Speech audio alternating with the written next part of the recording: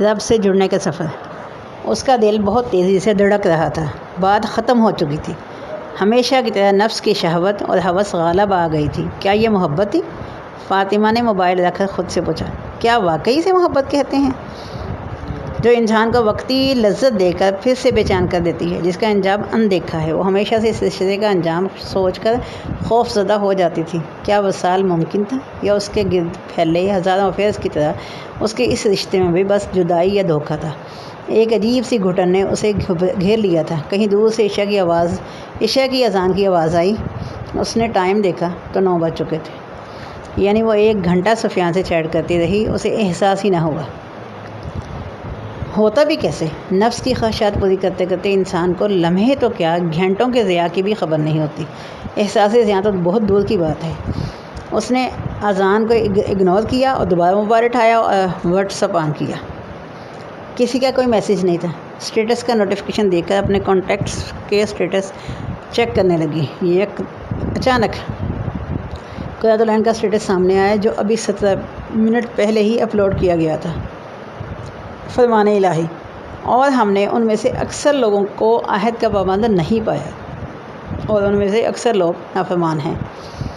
سورۃ الاعراف آیت نمبر 102۔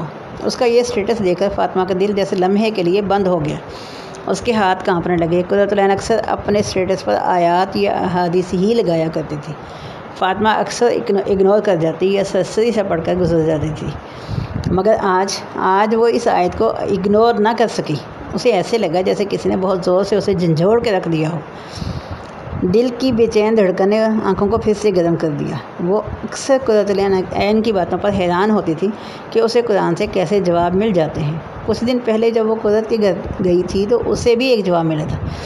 اس کے بعد اس نے پکا ارادہ کیا تھا کہ وہ دوبارہ اس گناہ میں ملوث نہیں ہوگی، مگر آج وہ پھر سے اپنے نفس کے ہاتھوں ہار بیٹھی تھی۔ ہم نے ان میں سے اکثر کو نافرمان ہی پایا، یہ اللہ کے لفظ تھے۔ 7 آسمانوں کے پاس سے آئے اس کے رب کے کلمات، 1400 سال پہلے نازل شدہ الفاظ، آج کیسے اس کی سچویشن کے بارے میں جواب دے سکتے تھے؟ نافرمان یعنی میں نافرمان؟ ہاں، پھر سے نافرمانی کر بیٹھی۔ موبائل سائڈ پہ رکھ کر وہ فوراً سے واش روم کی طرف بھاگی، وضو کر کے جائے نماز پہ آ گئی۔ آنسو زاروں کا قطار بہہ رہے تھے، جسے مسلسل کانپ رہا تھا۔ نماز کے بعد اس نے کانپتے ہوئے ہاتھ اٹھائے۔ اوہ اللہ، آئی ایم سوری، میں پھسل گئی۔ آپ نے صحیح کہا، میں نافرمان ہی ہوں۔ میں اپنا وعدہ پورا کر نہ سکی۔ اس کی ہچکی بن چکی تھی۔ اللہ پلیز مجھے معاف کر دیں۔ آپ نے اس دن اپنی آیت کے ذریعے مجھے حوصلہ دیا تھا کہ آپ سب گناہ معاف کر دیتے ہیں، مگر دیکھیں آج میں پھر سے گناہ کر بیٹھی۔ اللہ تعالیٰ پلیز مجھے نافرمان نہیں بننا، مجھے بھی قرۃ کی طرح آپ کی پیاری بندی بننا ہے۔ اللہ پلیز، میں کمزور پڑ رہی ہوں، میرے دل کو سنبھال لیں پلیز اللہ۔ چہرہ ہاتھوں میں چھپائے وہ بچوں کی طرح بلک کر رو رہی تھی۔ روتے روتے وہ سجدے میں گر گئی۔ زمین اس کی ندامت میں ڈوبی سسکیوں کی گواہیاں سمیٹ رہی تھی، حتیٰ کہ اس کے دل پر سکینت نازل ہونے لگی۔ اسے پتہ ہی نہ چلا کب وہ نیند کی آغوش میں چلی گئی۔ شہریار، رکو، امی دیکھیں اس کو، یہ مجھ سے مار کھا لے گا۔ میں کیا کہہ رہی ہوں؟ نائلہ شہریار کے پیچھے ننگے پاؤں بھاگ رہی تھی، جو مذاکراً اس کا موبائل اس کے ہاتھ سے چھین کر بھاگ رہا تھا۔ دونوں بہن بھائیوں کی ازلی محبت اور چھیڑ چھاڑ ان کے گھر کا معمول تھی۔ شہریار نائلہ سے 1 سال چھوٹا تھا۔ دونوں ایک ہی یونیورسٹی میں پڑھتے تھے۔ روز دونوں کی شرارتوں، پیار بھری لڑائیوں سے ان کی ماں بہت محظوظ ہوتی تھی۔ شاید دونوں بہن بھائی اپنی ماں کو ہی خوش کرنے کے لیے ایسا کرتے تھے۔ ان کے والد ان کے بچپن میں ہی فوت ہو چکے تھے۔ ماں نے تنہا مشقتیں کر کے انہیں پڑھایا لکھایا تھا، یہاں تک کہ وہ اس مقام تک پہنچ گئے تھے۔ شہریار سیکنڈ ٹائم کاروبار کے ساتھ ساتھ آن لائن جاب کرتا تھا، جس کی وجہ سے ان کا گزارا اللہ کے فضل سے اچھا ہو رہا تھا۔ امی یہ ہمیشہ سے ہی ایسا کرتا ہے، میں جب بھی موبائل یوز کرنے لگتی ہوں تو یہ چھین لیتا ہے۔ میں نے کبھی اس کے ساتھ ایسا نہیں کیا۔ نائلہ روحانسی ہو گئی تھی۔ اس کی ماں نے ہنستے ہوئے شہریار سے کہا، شہریار بہن کو تنگ مت کیا کرو، تمہیں پتہ ہے نا کہ وہ کچھ عرصے کے مہمان ہیں۔ شہریار کہہ لگا کر ہنسا۔ نائلہ مزید چڑ گئی۔ اسے یہ بات آگ کی طرح لگتی تھی۔ اس کی ماں ایسے موقع پر اس کی بات سے ہی اس کو چھیڑا کرتی تھی، اسی بات سے ہی اس کو چھیڑا کرتی تھی۔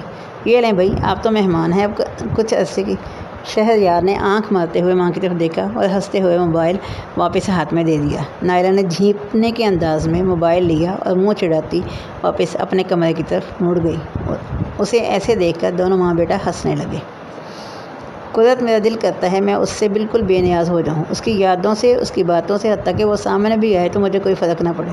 پچھلی رات کے واقعے کے بعد آج فاطمہ یونیورسٹی میں لیکچر سے فری ہوتے ہی قدرت کے پاس آئی تھی۔ کل رات اتنی واضح آیت ملنے کے بعد وہ اب تک سنبھل نہیں پا رہی تھی۔ وہ اس دھوکے کے جال سے نکلنا چاہتی تھی۔ میں جانتی ہوں میں بہک گئی تھی، مجھے خود کو بچانا چاہیے تھا، مگر اب کیا کروں؟ دل اپنے اختیار میں تو نہیں ہوتا نا۔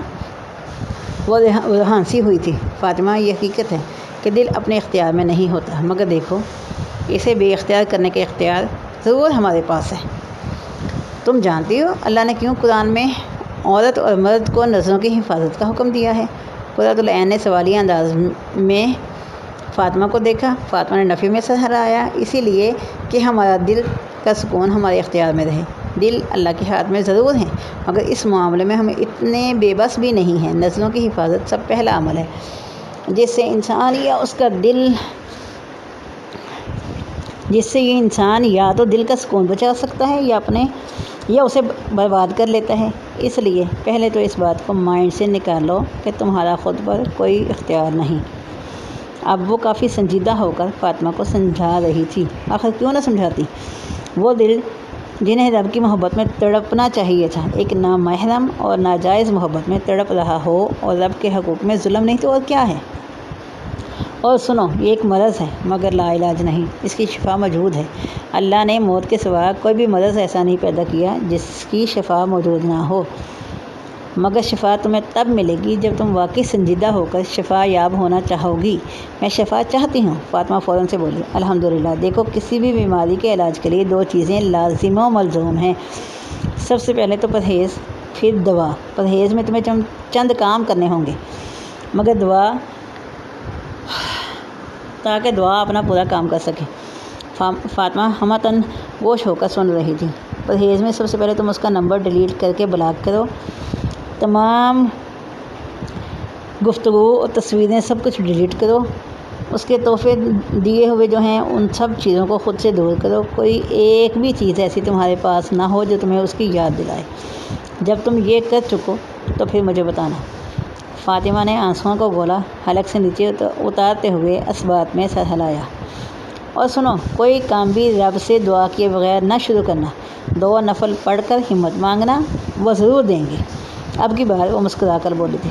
تم چاہتی ہو نا کہ تم بھی اللہ کے قریب ہو تو پہلا سٹیپ یہی ہے کہ تمہارا اللہ قرآن میں کہتے ہیں نا کہ جب تک تم ان چیزوں میں سے جو تمہیں محبوب ہیں خرچ نہ کرو گے تو تم کبھی بھی نیکی نہیں پا سکو گے۔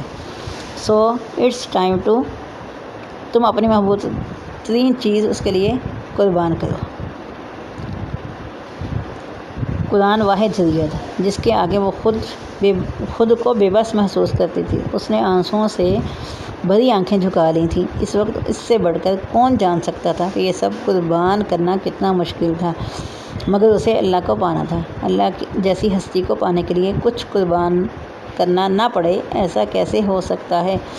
اس نے خود سے عہد کیا اور فوراً رب سے دعا کی اور کہ وہ اسے ہمت دیں۔